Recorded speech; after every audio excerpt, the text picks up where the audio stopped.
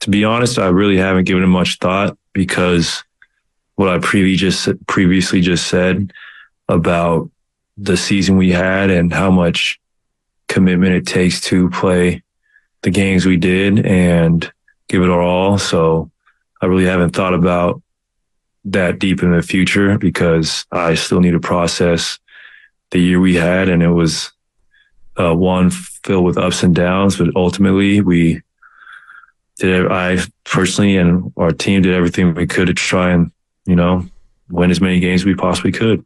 Now, back to Willard and Dibs on 95.7 The Game. I'd argue that Klay Thompson's future absolutely is in the moment. That is exactly where people's heads are.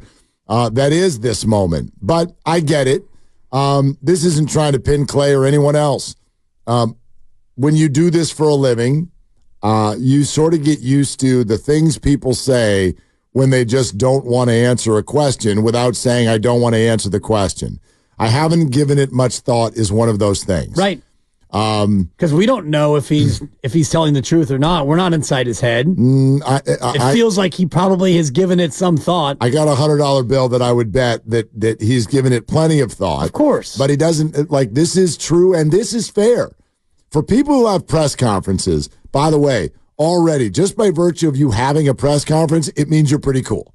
That's pretty cool. You get a podium and people want to know what you have to say. How many press conferences have you held? Zero.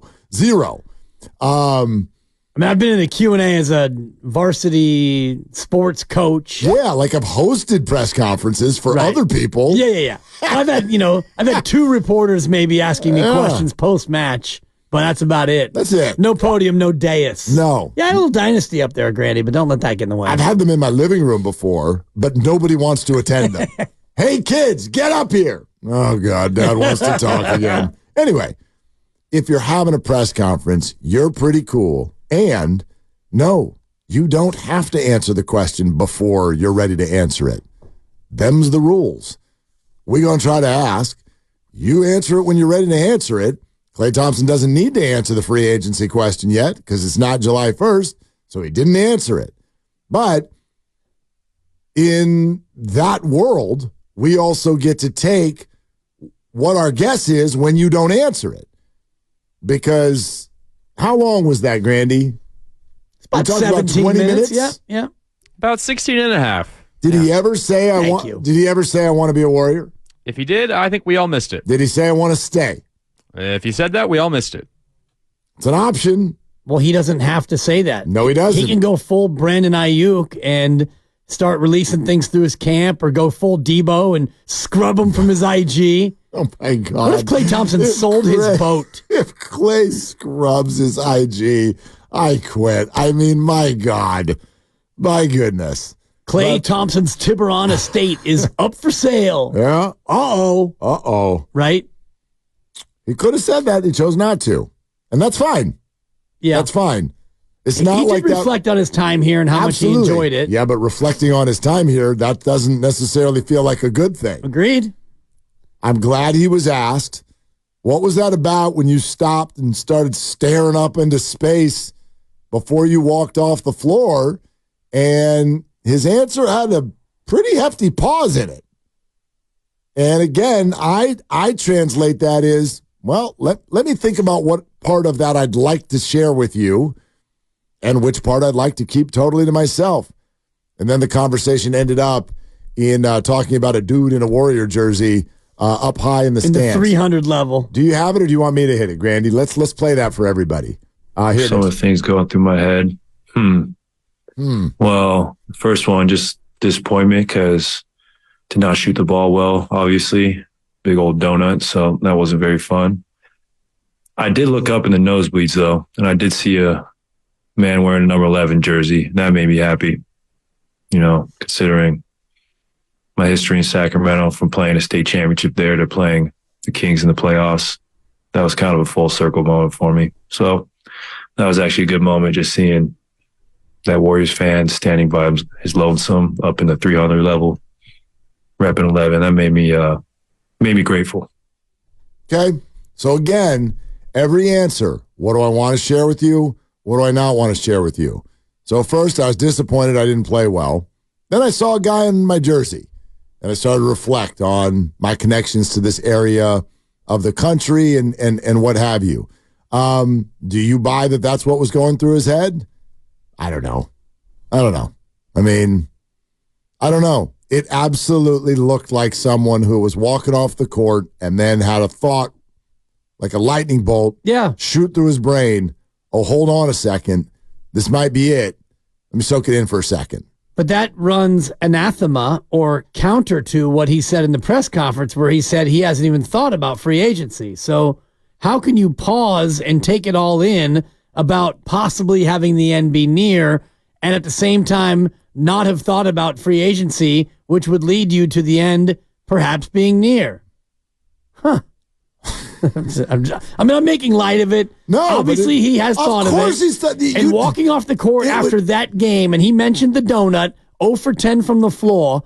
I'm sure he was having a moment of like, wow, this is not the way I wanted to end my time as a Warriors if I'm going to end it. But on my way out, let me look up top for somebody in an 11 jersey. That'll make me feel good. Give me the odds. Of him still being a Warriors? You know, we've done this so many times. I know. And I've been more of the camp that he's going to be gone. I would put it right now at a solid 50-50. Oof. That he's going to be gone. I think... I'll go more 65-35 that he stays. Okay. I think when push comes to shove, there will be some team out there that wants to give him a decent chunk of change that the Warriors maybe don't want to give him. For me, it's going to come down to Joe Lacob and the luxury tax. Yeah, my issue with this conversation, and then we're going to come to the phones.